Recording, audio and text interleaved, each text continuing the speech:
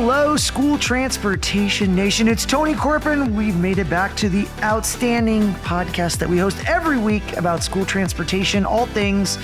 And we couldn't do it without Mr. Ryan Gray, the all-knowing seer of seers. Ryan, I know you got your fingers on the pulse of the industry, and we got a lot of headlines this week. Absolutely, Tony. School's back in session, obviously, where everyone's back. So there's tons of back to school articles still that we see. And it just, life goes on, and we continue to see a lot of headlines.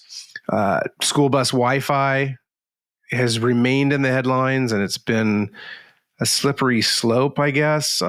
It's definitely been a contentious issue. So we can talk a little bit about that. We have a PSA on illegal passing. So a lot of good information out there to share with the nation. Wonderful. And we couldn't do it without our sponsors, TransFinder, the leader in school bus routing software, and School Radio, your source for reliable radio communications. Also not to be forgotten, Miss Taylor Ekbatani, always out there getting the great interviews. She'll be talking with Brad Hayn, Director of Transportation for Hoover City Schools, Alabama, and a 2025 Top Transportation Teams Award winner, sponsored by TransFinder. So thank you for that. And then we've also got a special interview from ST and Expo West that we couldn't share until now. It was embargoed. It is really cool to get the inside scoop on the recent acquisition from Zonar. So more on that a little later. All right, Ryan, let's dive into some top headlines right after this message. We're back from ST and Expo West, and what a blast the TransFinder team had meeting everybody. They held several classes, had an amazing response to their ride and drive, showcasing their award-winning driver app, Wayfinder. One of the highlights was the top transportation teams panel discussion. The leaders of the 6 winning teams demonstrated just why their teams won. These were thoughtful leaders who listened to their teams, made changes to show how they cared, and yes, even had to make difficult decisions.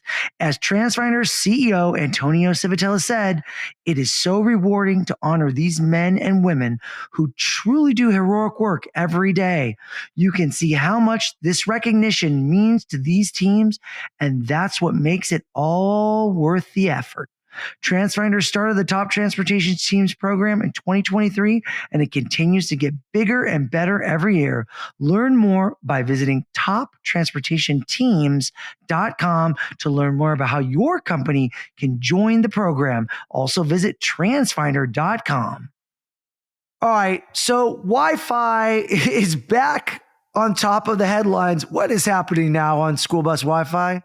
Well, right around Labor Day weekend, some of you might have seen that the new FCC chairman, Brendan Carr, formerly commissioner, but he was approved by the Senate a little bit earlier this year, President Trump's appointment to head the FCC.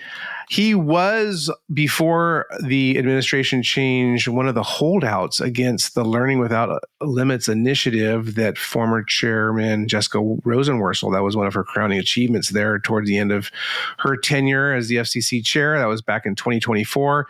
We know, of course, Tony, we've talked a lot about the Wi-Fi funding that had been available during COVID, the Emergency Connectivity Fund. That expired, and FCC really wanted to keep that going, at least during the Biden administration. Well, Chairman Carr on September 3rd basically released information on a new proposal to end what he calls the unlawful Biden-era expansion of COVID spending. So, of course, in terms of the Wi-Fi being eligible for E-rate reimbursements, he's looking to direct the Universal Service Administrative Company to actually deny funding requests in the current 2025 funding year. So this is potentially big news.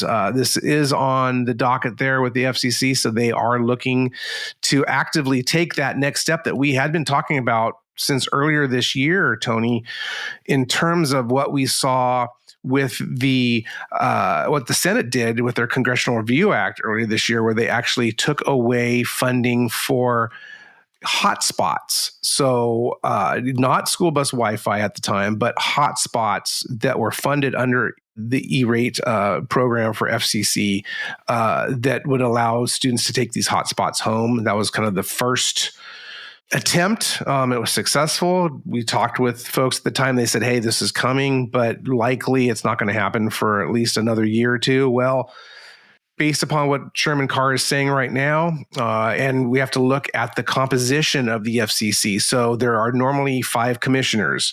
That includes the chairman. Right now, there are only 3. There are still 2 more appointments that need to be made. We had a Democrat commissioner who actually stepped down, resigned the board earlier this year after the Trump administration took over. Of course, I mentioned former Chairman Rosenworcel. She left the commission. We still have Democrat Ana Gomez. So she is still at play.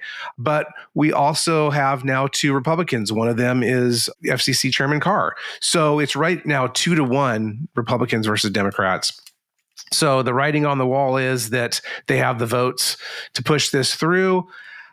It will be interesting to see going forward. I actually have calls into Chairman Carr's office as well as Commissioner Gomez to get more information. Interestingly enough, just before we had this recording for this podcast, I reached out to Joey Wender, who's the executive director for the Schools, Health, and Libraries Broadband Coalition.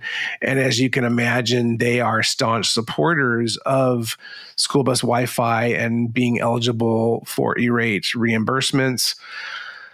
You know, essentially, he said they are focused on closing the homework gap, and that's what this Learning Without Limits, that's one of the tenets, one of the 3 tenets that Jessica Rosenworcel wanted, and that basically them not being able to do that is going to really impact low-income students and students in rural areas that don't have reliable or any broadband internet access for them to do their homework. You know, Brendan Carr's arguments, one of them is that FCC is doing an overreach that Congress never intended for E-rate to be funding any internet connectivity outside of classrooms or libraries. I asked Joey Wender about that, and he said, hey, look, for the long time now, FCC has supported bookmobiles, so library bookmobiles. Those are certainly outside of the building.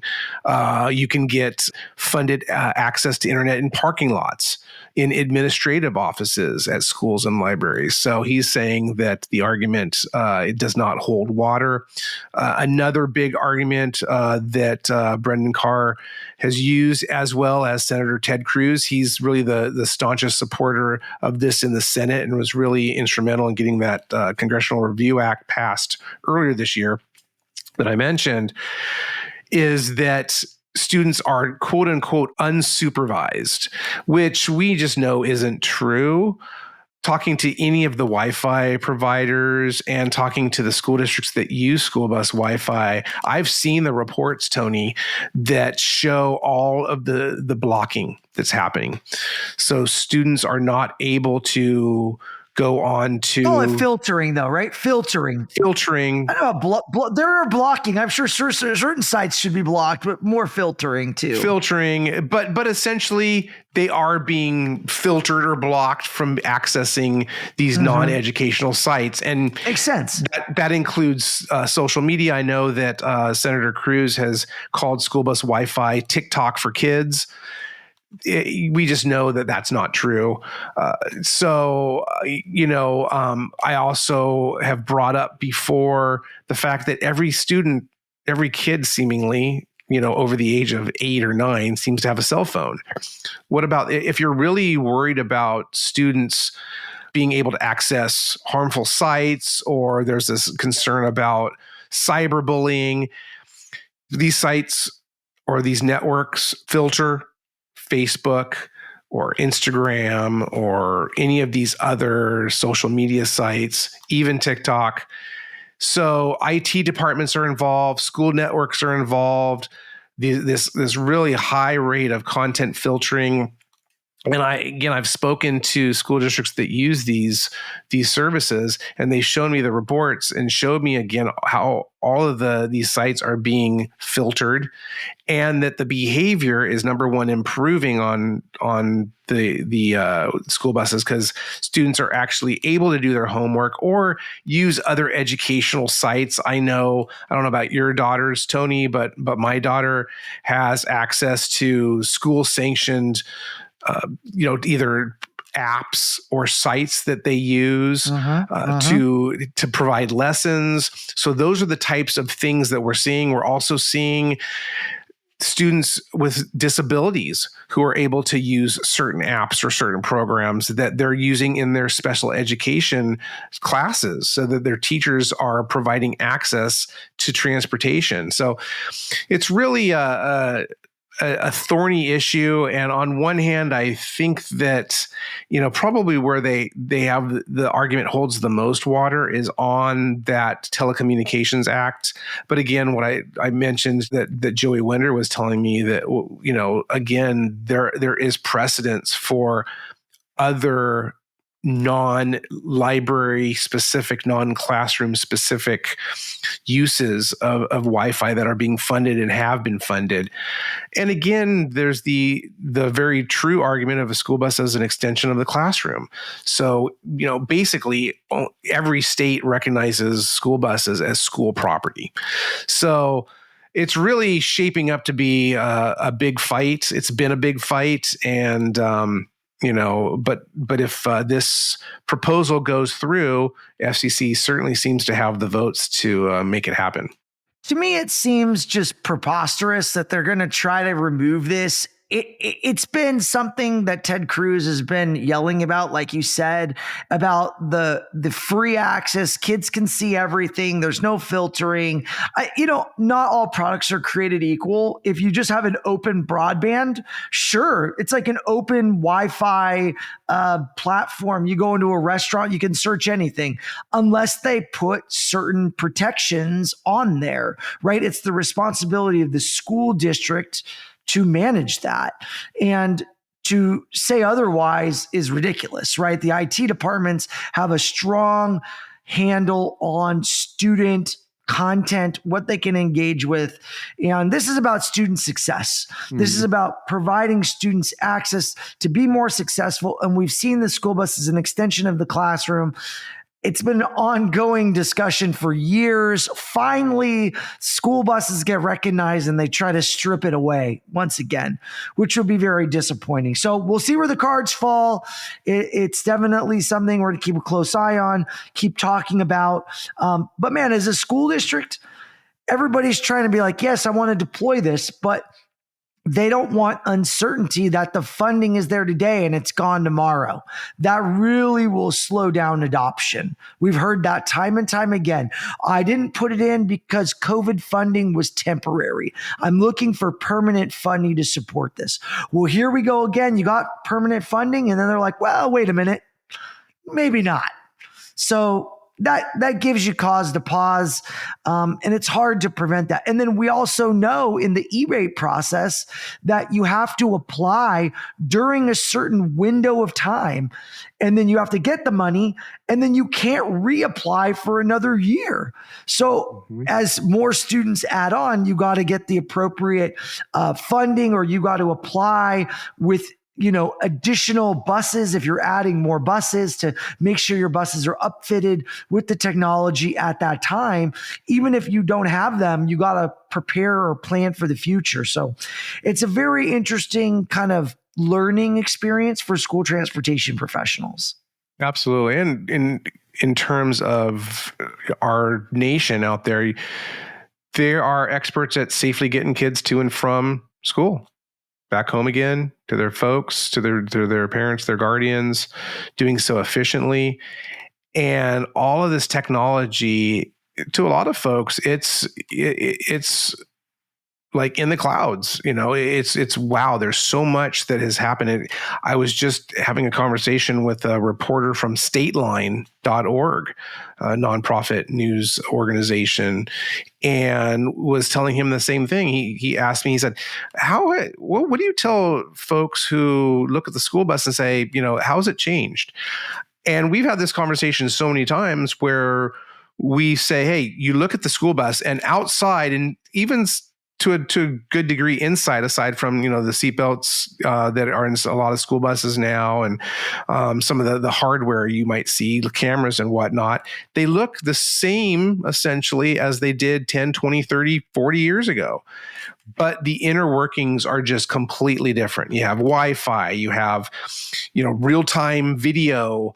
You have now it's stepping over into AI enhanced, where there's behavior recognition, and we have tablets and student ridership verification, and on and on and on. It's just the electrical components, the electronic components have just grown by leaps and bounds. And there you have the cybersecurity element, which actually is also part of this Learning Without Limits initiative that Jessica Rosenworcel implemented at FCC back in 2024.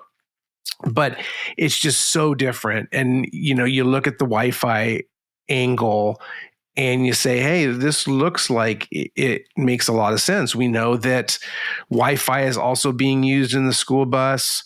While it's not standalone, an allowable aspect of E-rate, but with file sharing, with video, when a school bus comes back into a geofenced area that comes back into the transportation yard, it can automatically download the video from that day's routes straight to the administration office.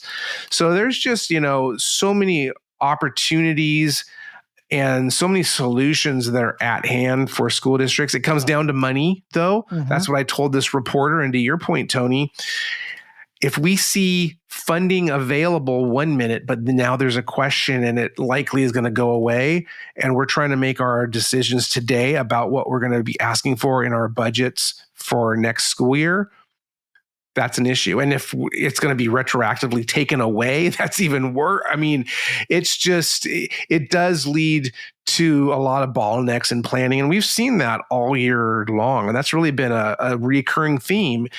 And going back even before that, the procurement cycles have changed. The decision-making has changed. The availability of funds have changed. It's just, it really leads to issues in trying to do any long-term forecasting, or short-term for that matter. Yeah. Well, speaking of looking to the future of specifications, I know our friends at NCST announced the giant book. I think you said it was 540 something pages. What was the quantity? 594 or something, 600 pages essentially. That thing's a brick. It's a brick. And I know you and Taylor have literally been reading it page by page. Well. Or at least looking for excerpts within it. Searching, yes. Yeah. And you guys came across something, or didn't come across something that was supposed to be in there. So tell what's going on. Well, last week when we were finalizing our October magazine issue, which, folks, that's going to be just about a week away or so. So stay tuned to stnonline.com for that digital edition to drop. And of course, getting that print magazine at your office or home very soon.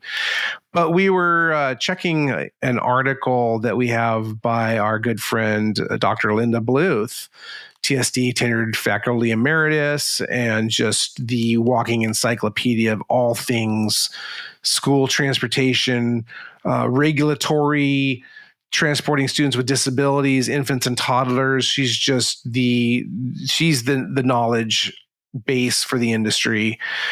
And she wrote an article, her latest article, on the adoption of the alternative transportation section by the National Congress of School Transportation back in May. Taylor was there in Des Moines, Iowa.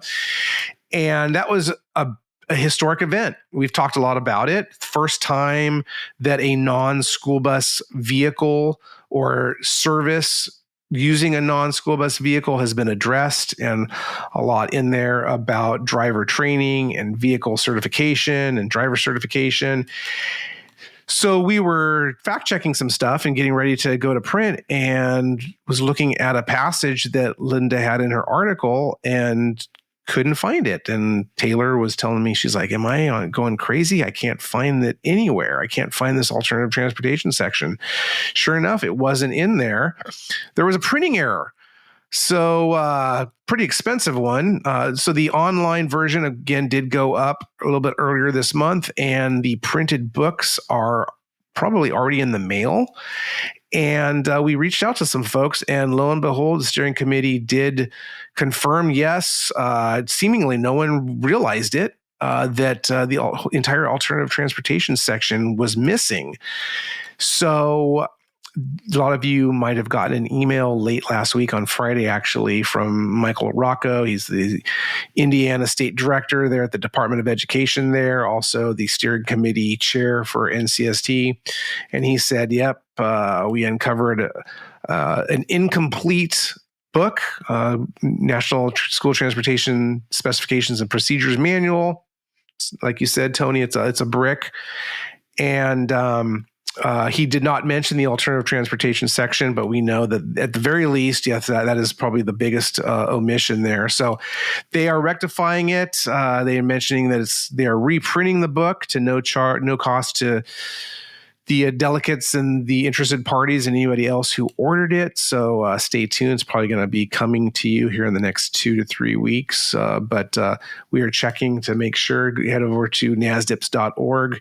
You can check on their NCST link, and they should be getting a new clarified issue up there, or a new document up there, PDF, so that you can find everything that has to be said about alternative transportation.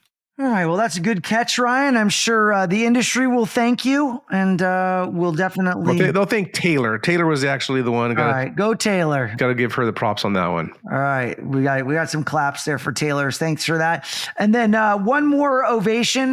Katrina Morris got it done, Ryan. She's had this dream to put together an illegal passing awareness video and do it in partnership with NASCAR and Roush Cleantech and Bluebird. Sounds like they made that dream come true. So we're really excited to see the video in all its glory. I know there's a story on stnonline.com. It's like behind the scenes. Yep, it's coming out. The PSA will be coming out School Bus Safety Week. So here, just in a few weeks here, third week of October. Did mention this on the podcast a couple weeks ago that we were working on this article. Actually, Trina told me about it at STN Expo West right before she received her Peter J. Grandolfo Memorial Award of Excellence. I was actually trying to distract her because she was being described up on stage, and I was making sure she wasn't listening because she would have known right away they were talking about her.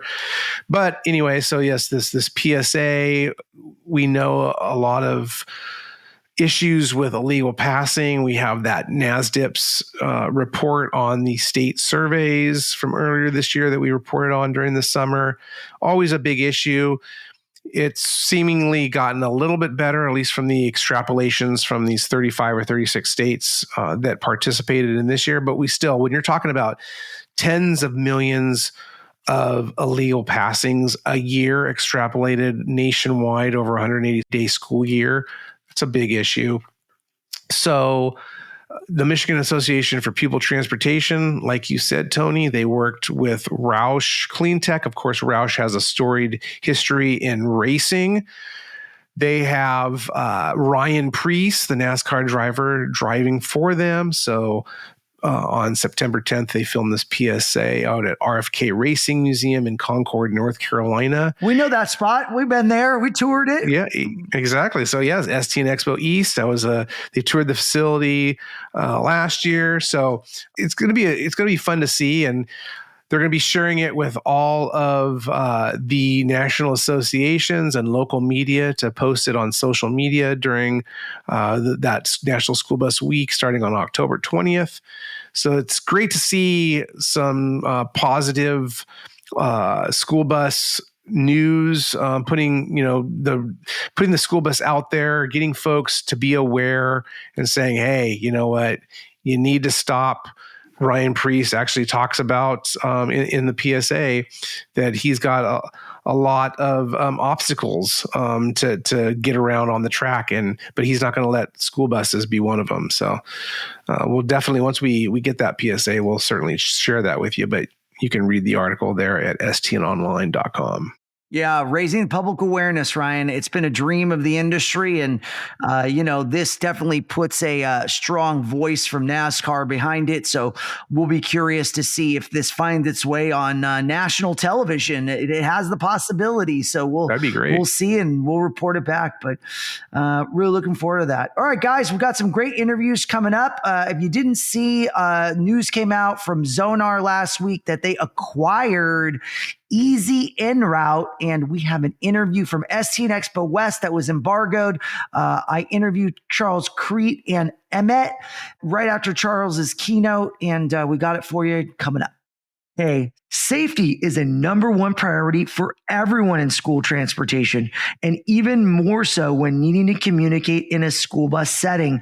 School radios, push to talk over cellular or POC radios, are the safety enhancement you need to provide clear communication across all aspects of your fleet. Schools, SROs, that's school resource officers, and beyond. School radio helps take safety and connectivity a step further by offering interoperability solutions that bridge conventional two-way radios with POC systems, creating a unified network that boosts effectiveness and safety. This integrated strategy guarantees smooth communication in both emergency situations and daily activities. To learn more about how school radio can improve safety in your communication methods, visit school-radio.com.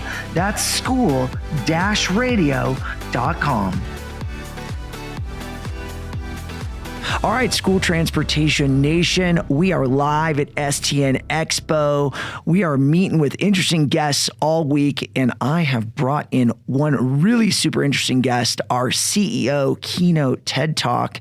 It was Charles Kriete, CEO and president of Zonar. Welcome, Charles. Thank you so much, Tony. Always a pleasure to be here. Yeah, I loved your talk, Unlocking the Magic of Student Transportation Technology. You really hit on some super interesting points about how the market's changed, evolution of companies.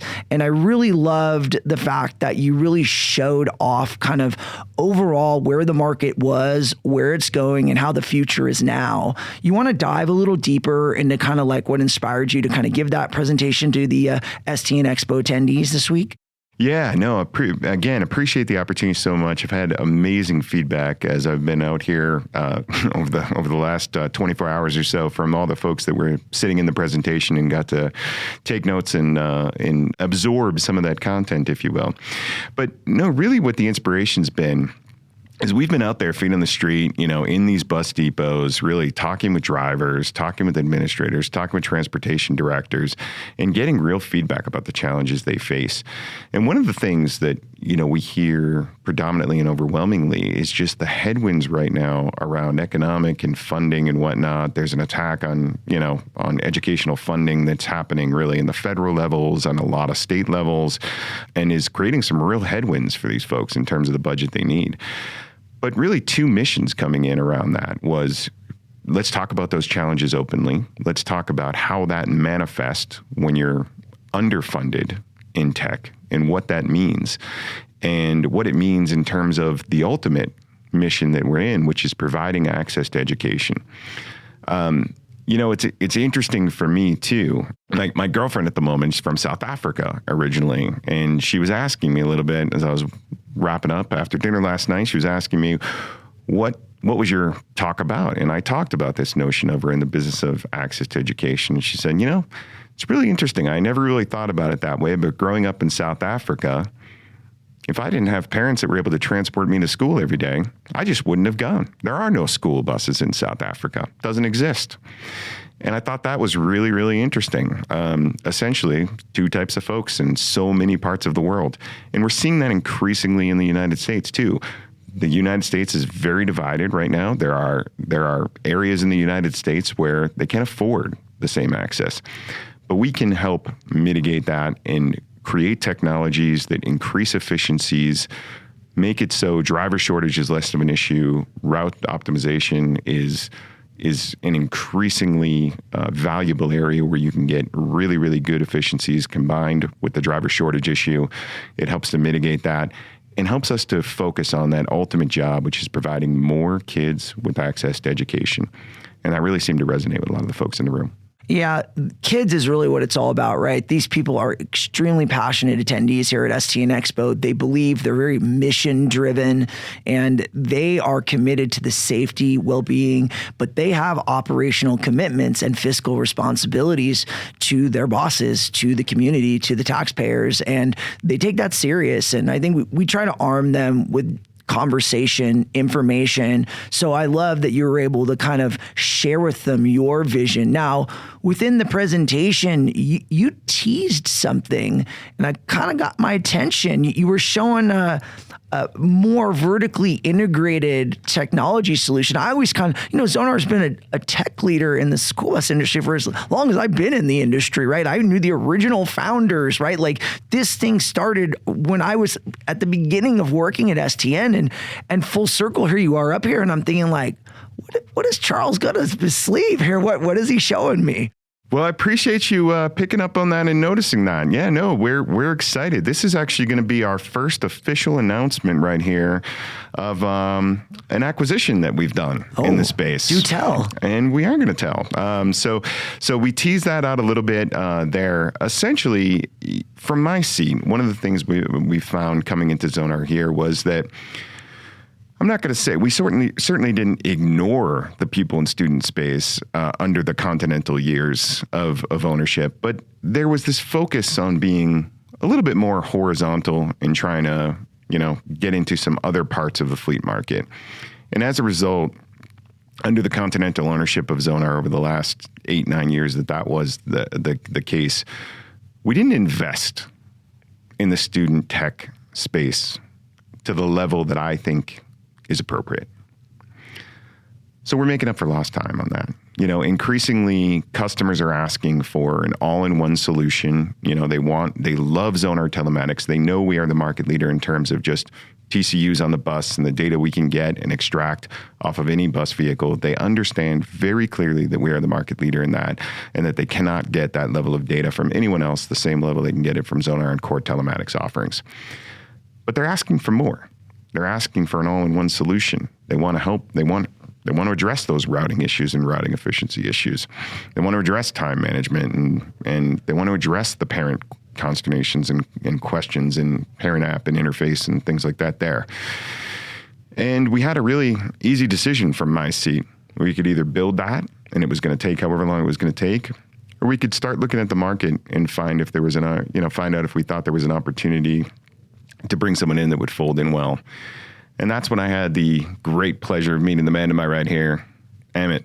Amit and team at the Easy enRoute company have built, in my opinion, the single most robust routing parent app solution there is, student check-in, ridership routing solution that there is in the market. When we got to know Amit and his team, we were even more convinced that it was the right fit. The passion that his team brings, it matches the passion that we in Zonar have around this space and our mission of getting access to education for more and more kids. And it was hard to find both a technology solution and a team with that kind of passion behind it. So we couldn't wait. We got right to work. We would have had this announced much sooner, but lawyers can be slow at things like that, and Amit's a fierce negotiator as well. But we're really looking forward to having Amit join the team and come on board with Zonar here as that's happening in the next really coming days here as we're getting everything integrated and onboarded here. And I would love to throw the mic over to Amit to let him share his perspective on this. No, awesome. It's been a very incredible journey for us at Easy enRoute. As a matter of fact, we've been working with Zonar to serve our common clients to offer the services that they require for their operational efficiency since 2018. So we've been working together. And for us with this M&A deal, it's really a dream coming true, because Zonar, as we all know, is the market leader. And for a company coming out of Canada and being acquired by such a massive leader, giving that a massive space of presenting our technology to our common clients and creating that great value that we heard, even as Charles talked about, access to education really resonated.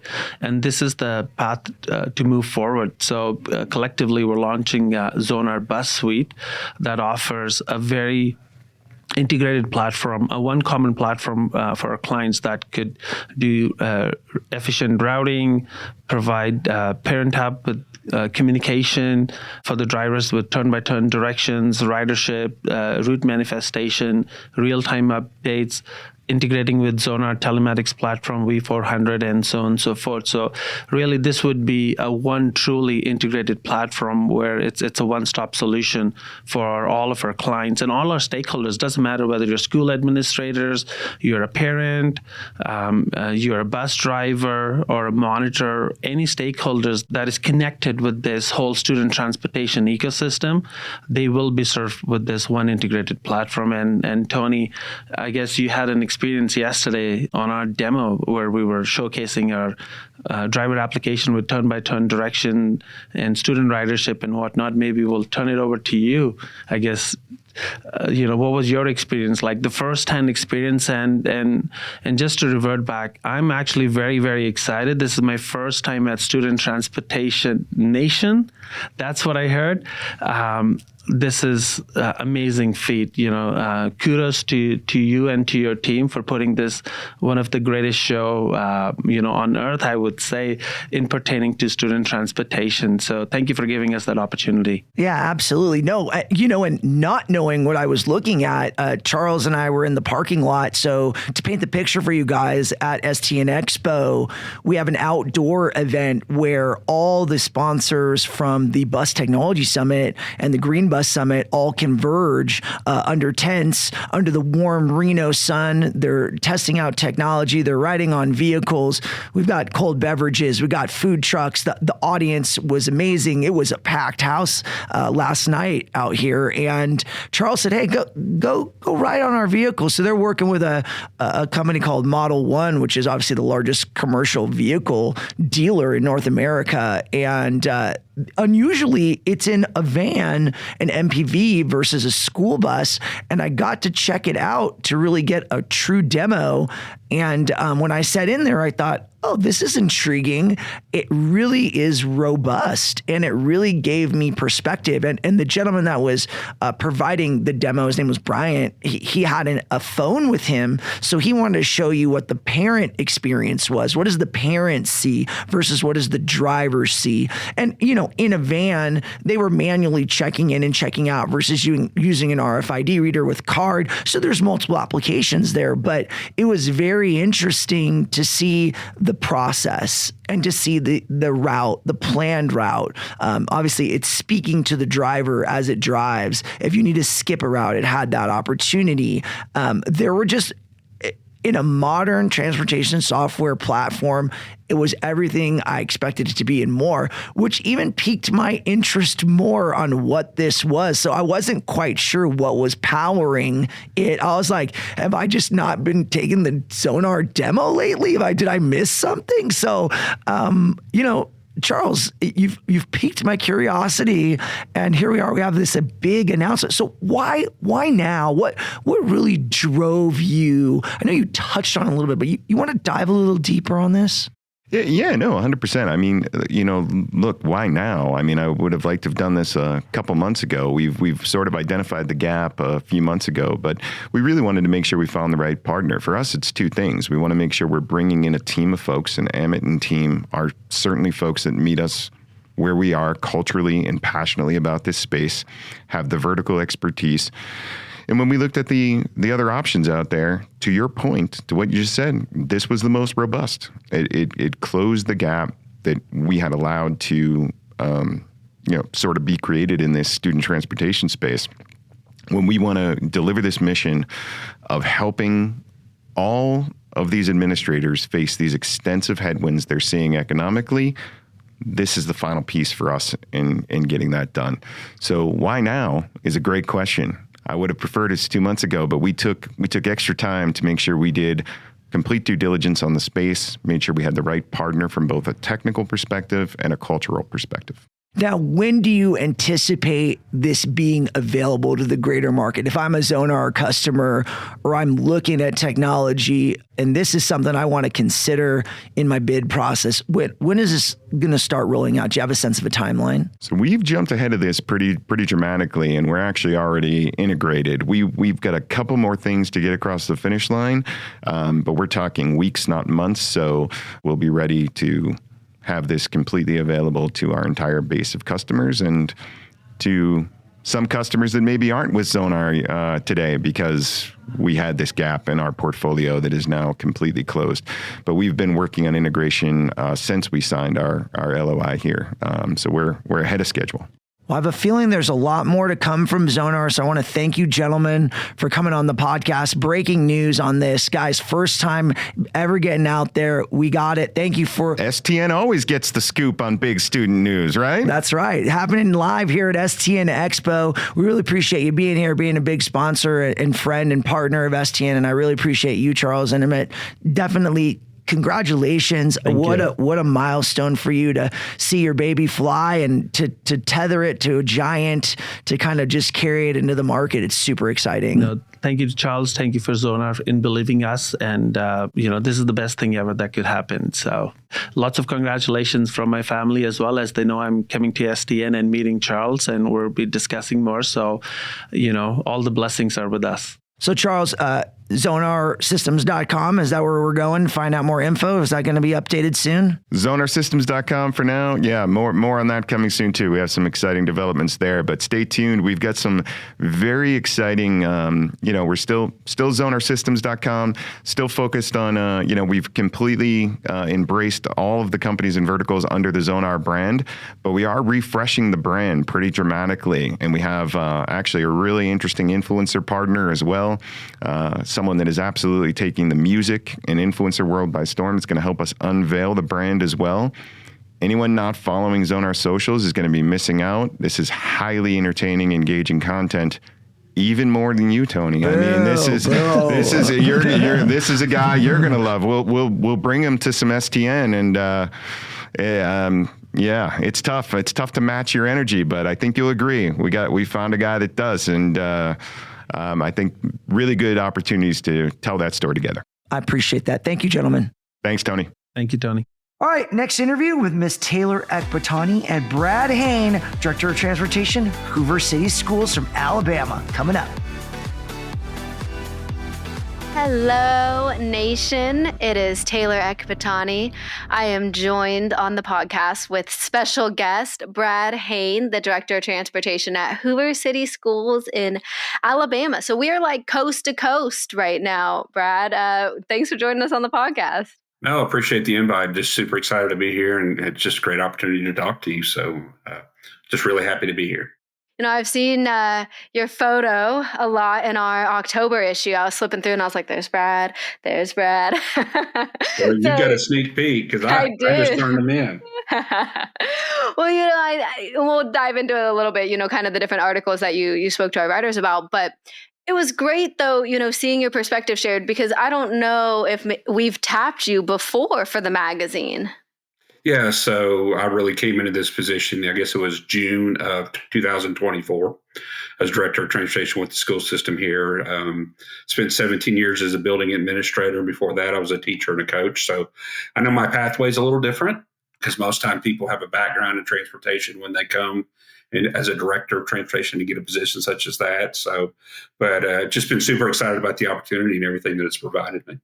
It's funny you started as a coach, right? So my brother, he's a teacher right now, and he's a baseball coach helping out with the baseball team. And they're like, you need to go get your CDL and start driving so you can take the kids to their games. Is that kind of the same story with you? Yeah, that's exactly what happened. Basically, I got hired for my first job. I was coaching basketball and eventually also got into fast pitch softball. And it was September my first year, and they walked into my classroom and they said, next week, you're going to get your bus driver's license.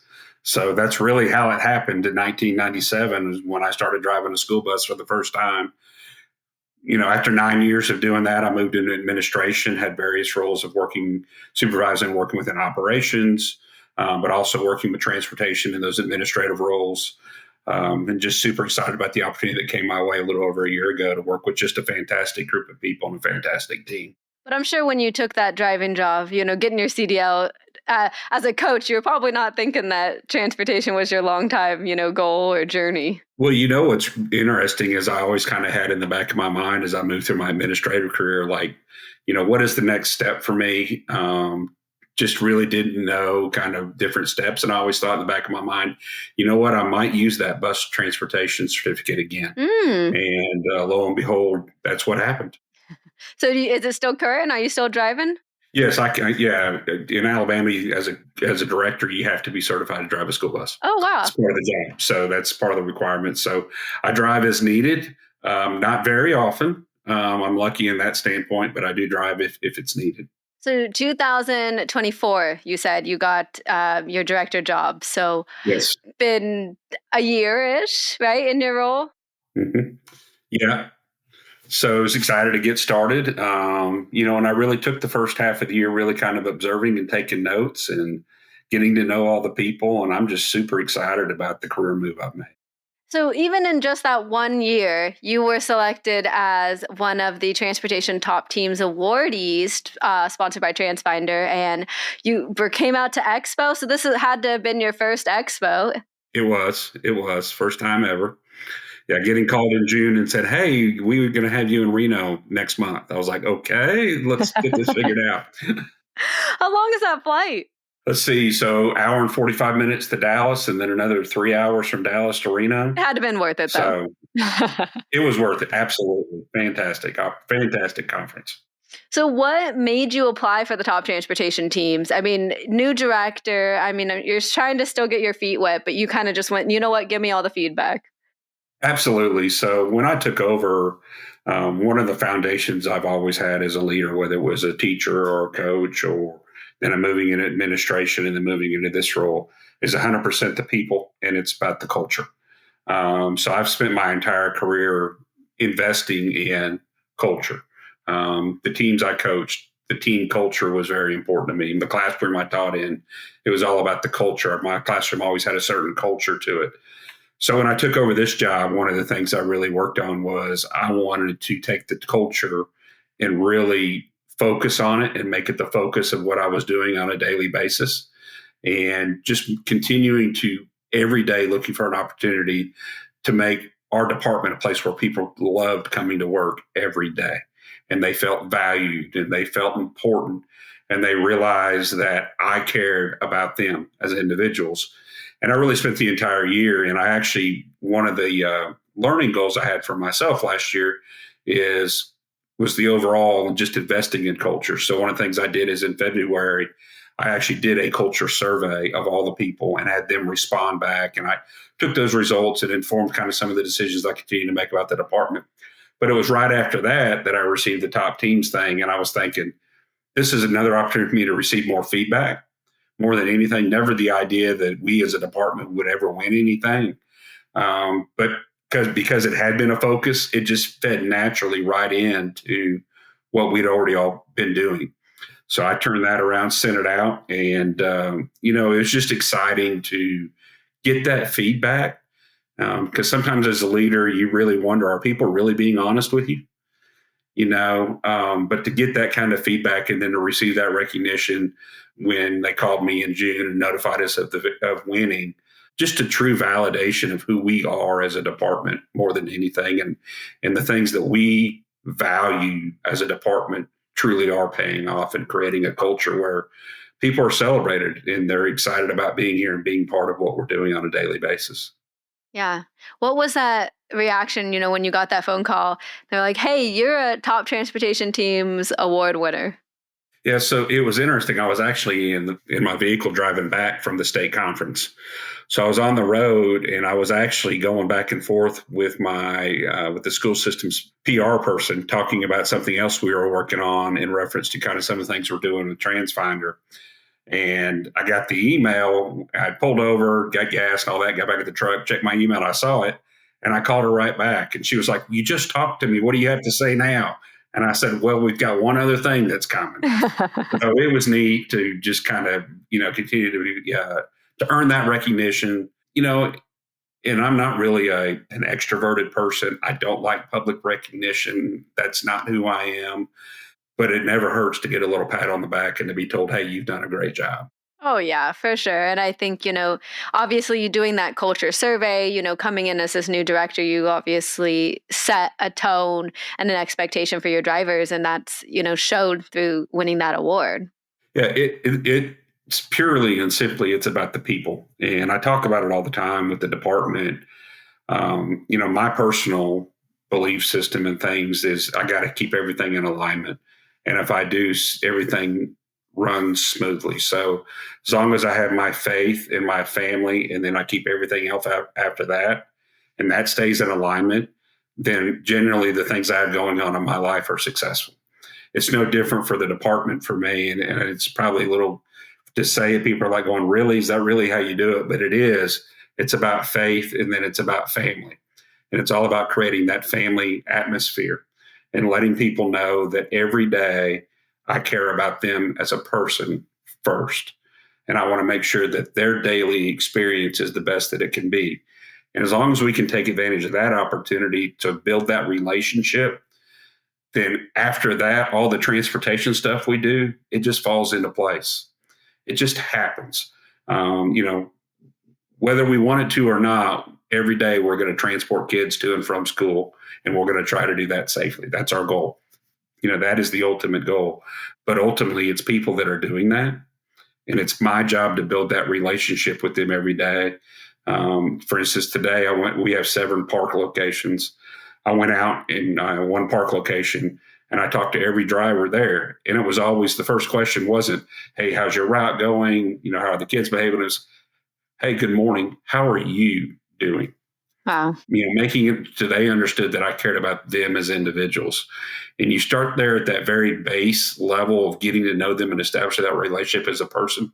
And then your culture just continues to build from there, because people, when they know you care, they are willing to do things and to invest in the department. And I think when I came into the department, that was kind of one thing I identified is I'm not sure people were fully invested and for whatever reason. And by investing in them individually and getting to know them as people, then they started in turn investing in the team that is the Department of Transportation with Hoover City Schools. Wow. I think something that stood out too in Ruth Ashmore's article that is coming out in October issue, looking at top transportation teams. So I think by the time people listen to this, it won't be out quite yet, but October 1st. So keep an eye out. But you talked about, you personally went through some hardships and you know what that's like. And so the importance of checking in with drivers, because they may be going through something and not know how to talk about it or not know, how to bring it up. And so I think, your wife almost died from COVID-19. You're a 3-time, I think, cancer survivor. Yeah. So It's amazing. Obviously not amazing that these things happen to you, but amazing that, you're a cancer survivor and you can talk about it and kind of that journey. Yeah. And I think people would tell you that prior to my wife having COVID and prior to my last bout of cancer, that was all occurring at the same time. I went 31 days without being able to talk or see or be with my wife. And during that same time, I was dealing with a rare form of cancer that I'm still, I'm currently cancer free. But in going through that entire process, you don't go through that and not come out at the other end of it changed. And I think people would tell you that knew me before, know me now, that I'm a completely different person. I would say before that, while I said my priorities were faith, family, and then everything else, I didn't really walk that walk. And I do everything I can every single day to walk that walk now, because I truly do understand. And having gone through that, it really pounded the thought home with me and said, hey, you need to walk the walk. If you're going to say it, you got to do it. And, it was truly an emotional journey, but coming out the other end of it with my wife and, and our marriage is just, and my family, I can't put into words how important my wife and my family are to me. And coming out that other end truly changed me as a leader. And it really did put people first when it came to my relationships and investing in others. And, I think the very first day that we met as a department, I shared that story with them. And the number one reason I did it is because I wanted them to know that I'm just like them. I have things that have occurred in my life that shape me, just like they have things that occur in their lives that shape them. But I also wanted them to know when I shared that with them, I then in turn said, my door will always be open for you. I want you, if something's going on, I get we have to run the bus routes, but the bus routes don't come before those personal things that happen to each and every one of us, whether it's cancer or our spouse is ill, or we have kids that are ill, or we have we have parents that we're taking care of. Those things you don't get those days back. And, I really emphasize that with all of the entire department, that you don't get that time back. So you need to make sure you're investing in your family and in your faith. And guess what? The buses are going to run whether you're here or not. And we're just going to figure out a way to make it happen. Mm-hmm. I appreciate you sharing that story, and I'm happy to hear that you're cancer free and your wife is okay, and you're on the other end of it, and able to help your transportation family now navigate some of their hurdles and their challenges that they're going through. Absolutely. I think too, from the article, I learned that something that was so small, right? So I'm going to air quote. No one the listeners can't see me, but I'm air quoting small.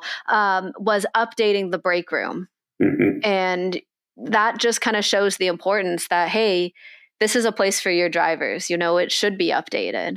Yeah. So it's just it's looking around and saying, hey, what can we do to be better today than we were yesterday?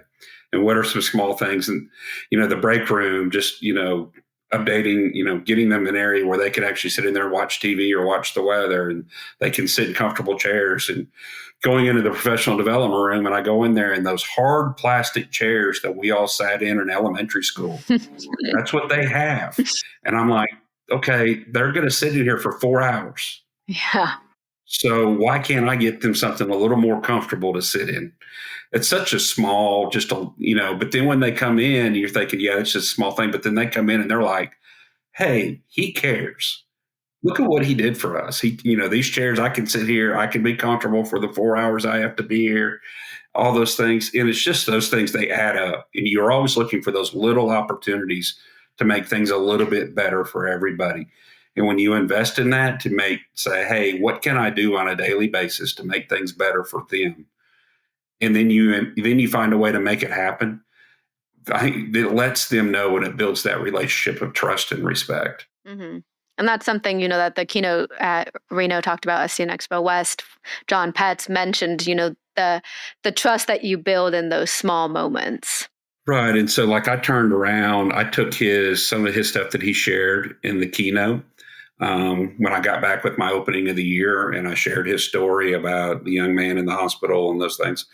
But I also found a clip where he had talked online about, people are more than just in other words, they're more than just a bus driver, or they're more than just a mechanic, and we need to take advantage. And the kids that get on your bus, they're more than just a student.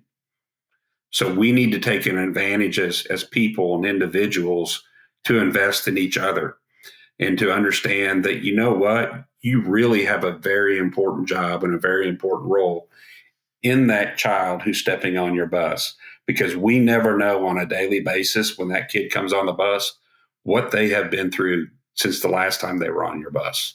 Right. And the impact that we can have just by saying, good morning, how are you, John? And calling them by their name. It's a huge opportunity that we have on a daily basis to make that positive impact in the life of a child. Yeah. And it trickles down, right? You're treating your drivers that way, and now they can treat the students that way. I think that's Absolutely. Kind of how the culture all ties together. Absolutely. Jump and ship a little bit, but the other article in the October issue looked at purchasing, and I read that you updated your routing software, implemented tablets and GPS in 1 year. Yeah. So are you crazy? I just want to know. Yeah. So I came in, and I would say in the first 9 months, so basically, well, actually, I'll say through June through the end of December, I probably met with 50 different vendors, current, potential, people who wanted to meet with me. And I just was getting the lay of the land in the world of transportation. Hey, what is out there? What's out there in communication? What's out there in fleet management? What's out there in routing? And just learning what the technology is out there. Because I am a person who's always looking and believing that there's a better way to do things than how we're currently doing it. That includes how we're doing it today. Tomorrow, there's a better way to do it than the way we're doing it today. And don't ever be satisfied with where you stand, which led us in the long run through a process of several months and eventually led us to TransFinder. And ultimately, when we made that jump, what I heard from the drivers the entire time was, why don't we have more technology on the bus? And the main reason is it wasn't approved in the Alabama spec book for buses to have that type of technology up until about a year and a half ago. So we went through that, and we just decided we're going to make the jump. And I told everybody it's a big ask, and I knew it. But I also knew I had great people in the department. And we got to the end of August. We had run our buses for 3 to 4 weeks there and used Route Finder. And, I started making some adjustments. Guess what? The buses have run every day, and they brought the kids safely to and from school. So we're successful. We have implemented and installed tablets on every bus.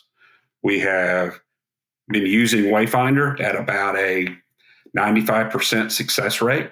And when you talk about 165 employees, and you talk 120 buses, and you talk over 300 runs or routes every day, I call that a success.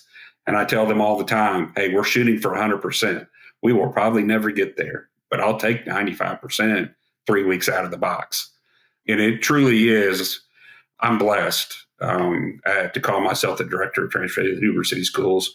I couldn't ask for a better group of people to work with on a daily basis. I got 8 mechanics, 2 shop foremen, 2 route supervisors, 2 office people. I got 4 support people in the shop. And then you throw in the drivers of almost 153 drivers and aides. It just does. They're not a better group of people in the world that I could ever ask to work with. Making that transition from a large school administrator, where the largest school I worked in had 2,000 people, to now coming to this, which is a large school transportation operation with 2 high schools and all that.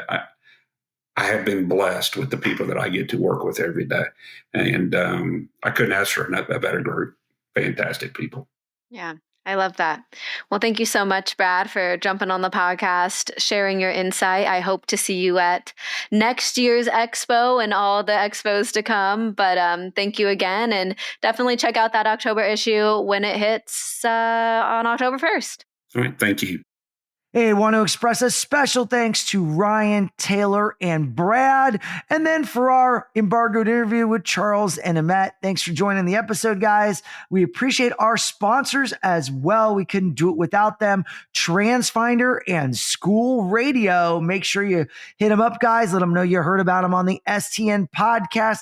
We couldn't do it without our sponsors, so make sure you give them some love. Visit stnonline.com for all the latest news and analysis on the school transportation industry, the TSD conference, the registration deadline. Early Bird Save 100 is coming up on October 3rd. Do not wait any longer. Go online and register today, tsdconference.com. We got a very robust agenda for you to check out. Hands-on training from the leading experts in special needs transportation. From everything we've got at School Transportation News, want to elevate your training around safety operations. Guys, you need this training to be at your absolute best. Come check it out. I invite you to participate in Frisco, Texas, November 6th through the 11th. Log on TSD Conference today and learn more. Don't forget to subscribe to the podcast on Apple Podcasts, Spotify, wherever you listen to Pods Nation. Every week we've got you. This was lucky episode 275.